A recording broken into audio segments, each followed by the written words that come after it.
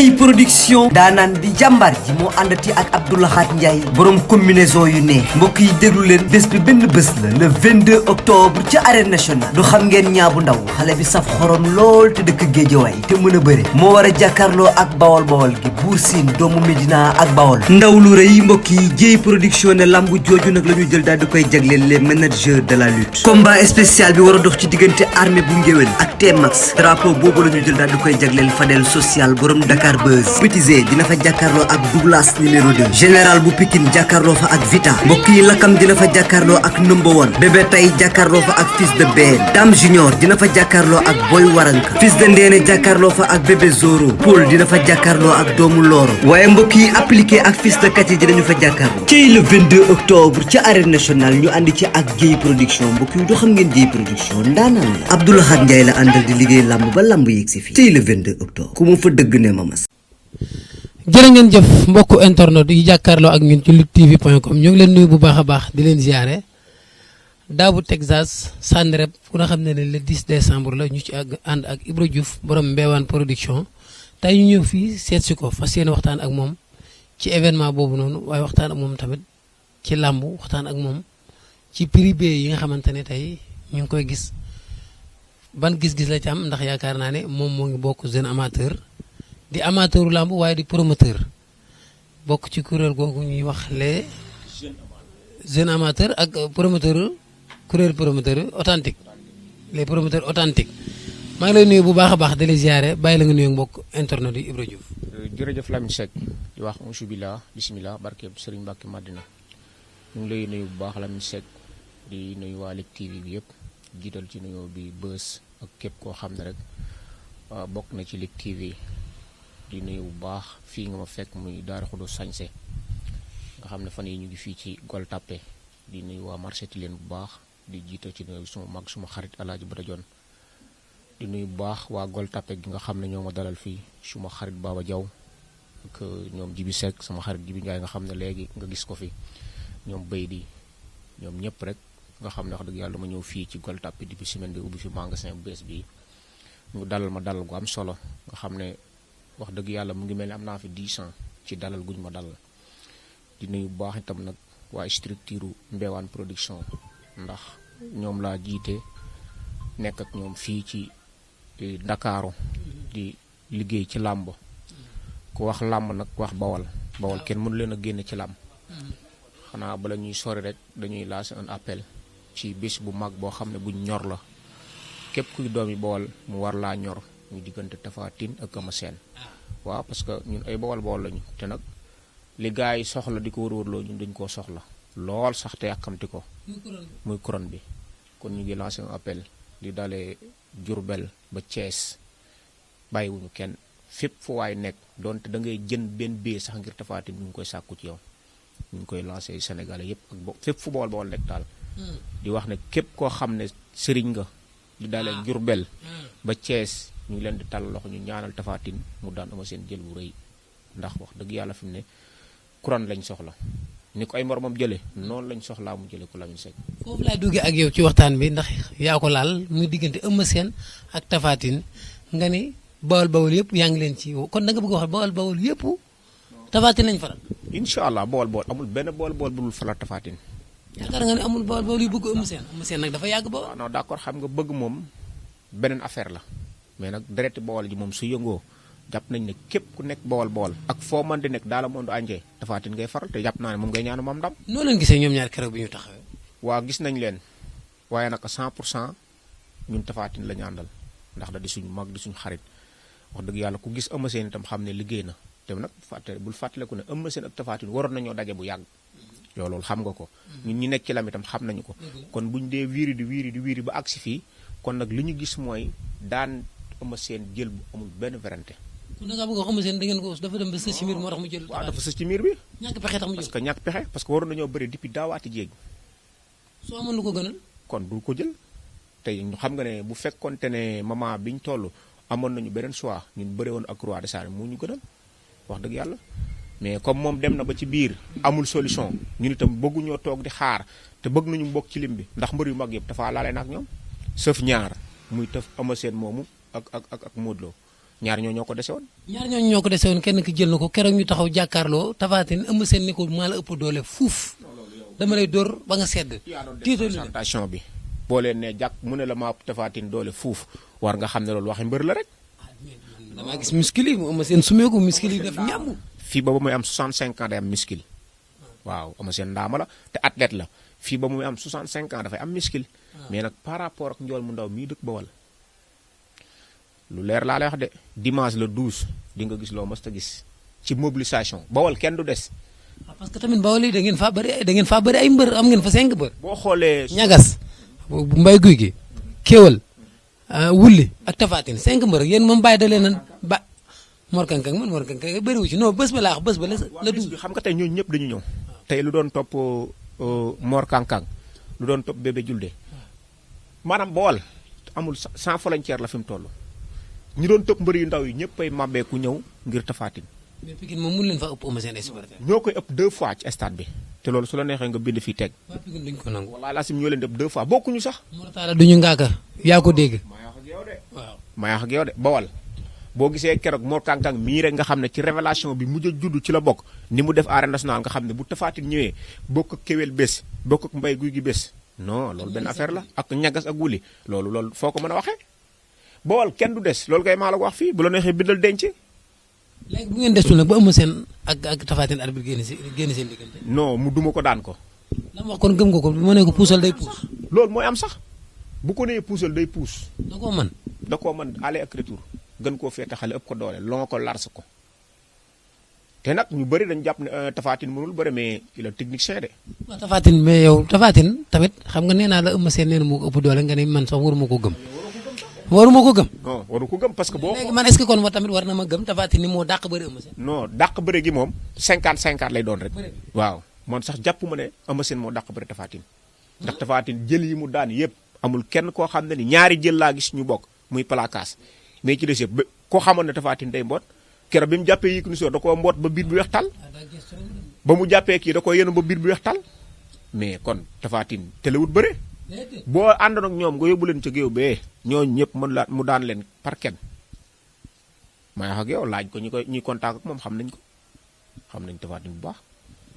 léegi loolu le 12 novembre la nañ teg foofu suñu baaraam jombul ni dinañ ci waxtaanaat incha allahu rabbi ndax combat boo xamante ne amateur yëpp ñu ngi koy xaar waxuma la dara bëre be xeex bi nit ñi di wax sax waaye aada ak cosaan ba ci nar a génn ndax ñaari mbëri duñu suus duñu yuusa duñu caxagun ñoom dañuy fecc aada ak cosaan dafa ma laaj ko mu ne ma fecc mi cosaanu baykat la ak lébu Eumeu Sène ku ko xam ne ndaanaan la ci tuus kon loolu yow en tant que amateur loolu bokk na ci li la gën a neex ci bés suma jubal wala. moo ci gën a neex ndax ñun avant tout promoteur ay amateur lañ ba tey ku xew la dañuy dem seetaan te dañuy dëgg bee ba léegi nii ñun ay amateur lañ ndax nee naa la 97 la ñu nekk ci lamb ba fii ñuy wax ak yow liñ tëgg ci ay mbapat ci lamb tëgguguñ ko ci arène parce que amuñu temps bi parce que lii nga ñu fekk lii mooy suñu dorosine 99 79 laa commencé jaay tissé ba fii ma wax ak yow.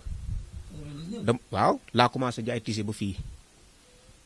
yàgg naa ci duma ci gone def naa ci ay at yu bëree loo dégg ngóor si ba bëgg ciy dégg góor gi doo ci ngaaka loolu nag moo ma gënal ay tëgg lam yi tëgg lam nag passion la ci man ndax daanaa ko def ca dëkk ba dama ne li dale Thiès ba Diourbel man dong maa fa mës a organiser lam mbapat fere ci 2 millions 500 jaay bee ba jaay source bee mbapat si li sembul kenn mësu koo def man dong maa ko mës a def dama daan am recette ju ma ci am bu ma xëy dama koy séddale màggi dëkk bi dama daan perte sax di bàyyi sama xaaj di ko séddale màggi dëkk bi tellement que amour la woon def woon ñu ko làmb pour ut xaalis dañu bëggoon chaque événement rek dëkk bi xum am ambiance Bébé Diouldé mi maa ko njëkk a fay 7500 maa ko njëkk a fay 7500 mu bëre te gis nga tey fi mu toll ci làmb loolu du ci dara.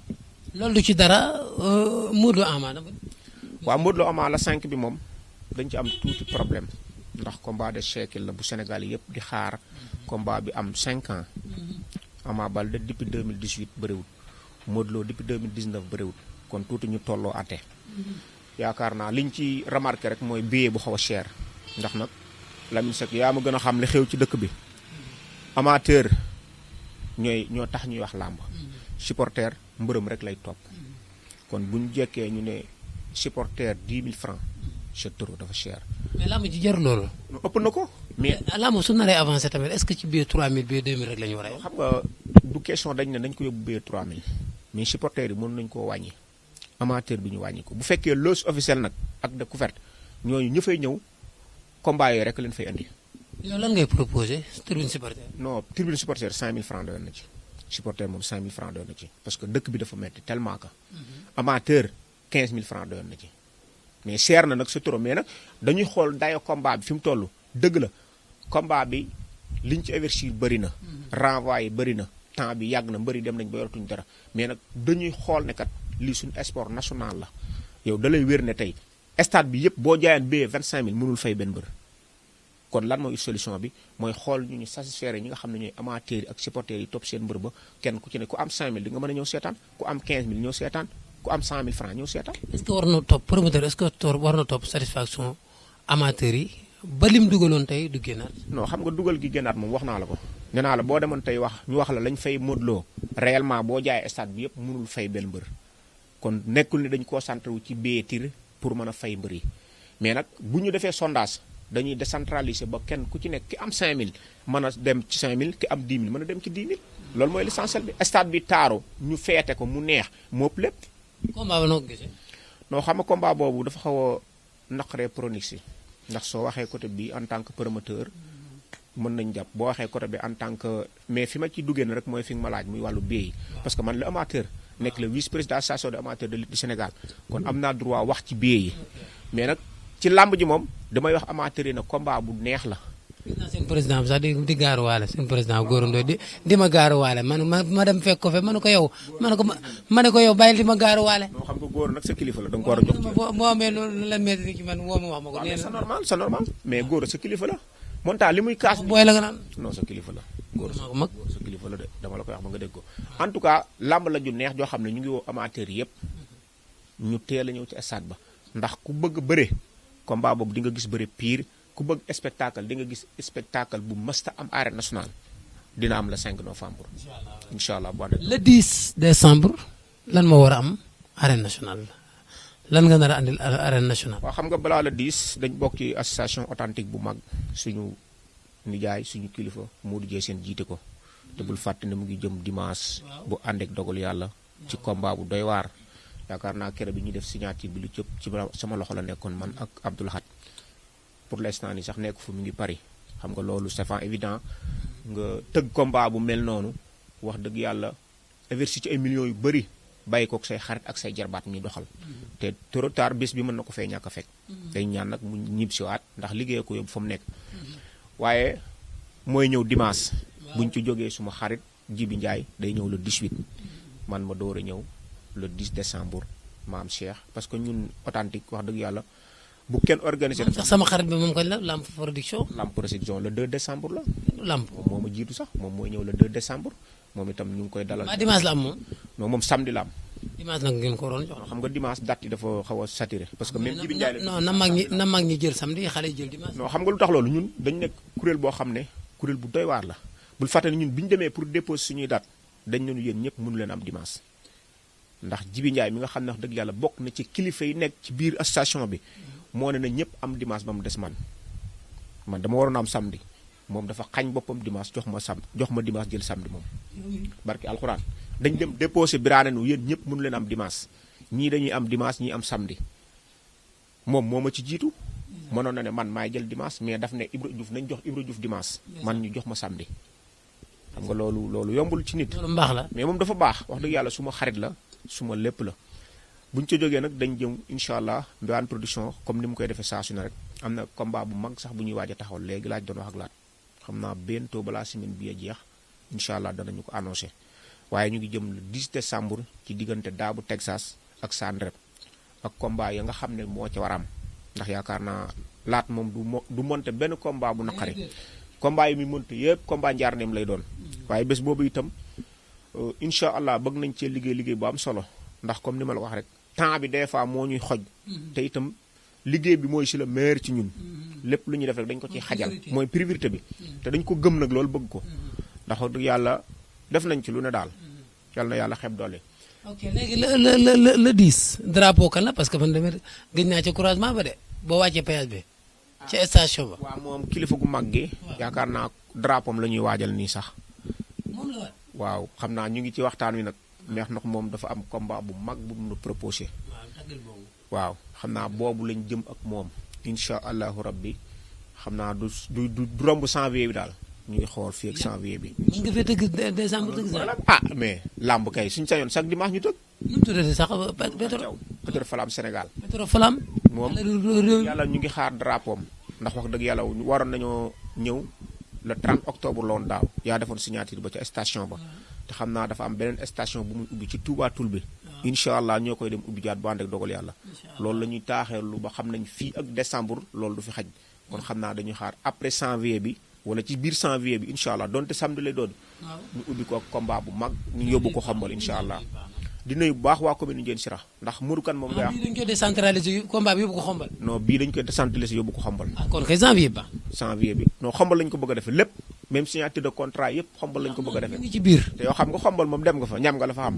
dëkk bu mag la bu neex di nuyu adjoint maire Modou Kane Thiaw di nuyu Joumer di nuyu waa Mbéwane gépp muy Thiacaw Nguy si Ndor ak Mbafay di leen wax ne am nañ date le 10 décembre dimanche ñu ngi ciy woo képp koo xam ne rek bokk nga ci commune Ndiéyène Sirakh xam naa kilifa gu mag la ñu war a tudde drapeau bi mais xam naa incha allah ñu ngi war a joxante ak rendez-vous ak moom ci semaine bii rek incha allah mais du génn xombal bi ndax ñun suñu lépp ci tun woowu la ñu ko defee kon même ku ñu tudde drapeau donte suñu xarit la itam grand combat bi foofu lay jóge xam naa ñu ngi koy xaar ci semaine bi bu ànd daaw ñaata journée nga def. daaw ñaar laa def ren ñaata nga bëgg.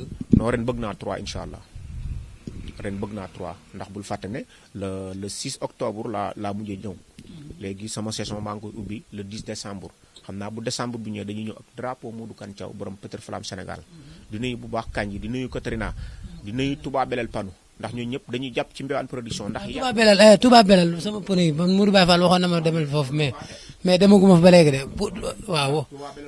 Cheikh Abdoulaat borom Touba Belel. moom boo fa demee loo bëgg ci pneu ak batterie oto. pneu rek pneu. waaw dem fa boo fa demee bu la neexee léegi soo jógee. Malick.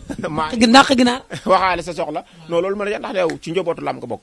kon képp ku yëngu ci lam rek wax dëgg yàlla sa fierté nga dem ci moom waxtaan ak moom comme nii nga def. wax dëgg yàlla itam am nañ mbégte ndax fii bañ ko ubbeeg léegi matu sax mënagul 15 jours yaay journaliste bi fii njëkk a ñëw waxtaan ci ak ñun kon waaw kon ñu ngi woo képp koo xam ne daal dëkk nga Mbéwane amateur ñëpp samay waay lañ ba mu des góor seen amateur nekk góor nag mooy kilifa gi de mooy kilifa gi waaye Bada Fass sama waay la yow sama waay nga kii Mourou Baye Fall sama waay la Mourou Faye Roubé sama waay la ak kii Baba Diop sama waay la non petit bokk fa petit du amateur. moom promoteur ñëpp daal. waaw ñëpp ak Ilimane Seras. ak Ilimane Seras di sant bu baax Abdoulahat Ndiaye. ak sëñ Mbacke Bouré sëñ Mbacke Diop. ñoom ñëpp samay waay lañ daal. amateur yow seen amateur mooy làmb boo gisee moment bii mën nañu tegale li ci ne ci ay promoteur kenn xamu nu mu toll te ñii ñëw après saison bii ñooy ëpp doole bëri ñoom Balla Diop ñu ngi waaj a ñëw ak ñeneen ñëpp dañu ñëw. Balla Diop day ñëw. parce que dañuy jàpp ci làmb ji parce que bul fàtte ne Balla Diop. kenn du Balla Diop. kooku su doonee promoteur wàcc na. ku yore écrit di ut ay combat soo demee bay tëgg. Balla daa bëgg double moteur de Balla mbaa di nga mën a tëgg. non day tëgg de Balla day ñëw du yàgg dara sax combat bu mag lay indi loolu kay maa la ko wax fii du yàgg dara sax. kon de bu mu tëgg double. di nuyu bu baax Abdoulahat Ndiaye. gis nga keroog la mu def Ndiassane. dama ne Cheikh Abdoulahat bu demee ba tàntal Seydina Mouhamed wàcc na ndax gis nga la mu def Ndiassane ñu ngi ñaan suñu borom yokk ay xéewalam guddal feneen parce que moom itam nit ku baax la. ndax ñun ñi nga xam ne dañuy ànd ak moom dañuy def comme boppam dans le temps sax li muy daj ci ñun du ko daj ci ñun bokk ndey ak baay ñun ñi nga xam ne wax dëgg yàlla day sonn ci ñun taal otoom fu ne mu di fa dem taxawal ay combat ñun li ñu mën rek mooy gën a xaaj joxe te des fois sax bu suñu xaaj soree moom moo ñuy accompagner xam nga loolu dafa yombul moom itam ñu ngi koy nuyu bu baax di ko siyaare waaye incha allah daal bu ànd ak dogalu yàlla le 10 décembre bëgg nañu mbay ak lu mu waaj bëgg nañu ndey faatu waaj bëgg nañu Momo Ngom waaj. incha allah ñoom ñëpp bëgg nañu. dinañ ci gën a yaatal incha allah balaa la. ndax taxawaguñu combat yi bu ñu taxawalee combat yi ndaw dinañ ci gën a yaatal incha allah bu ànd ak dogal yàlla. kontaan ci yow. mais daal di jox rendez-vous ñëpp. dimanche ci diggante Niang bu Ndaw ak Bour Sine. waaye bu ñu ci jógee nag le 12 daf ñoo ñor intéressé nañ fépp fu bool dañ ñu ngi la koy waxaat di la ko waxaat. na ñëpp génn dimanche le 12 incha allah ñu ñëw arène nationale Tapha Tine jàpp bëre daan ci seconde yu néew nag sax du yàgg bu ànd ak dogal yàlla jërëjëf. góor day am doon góor day am doon bawal yow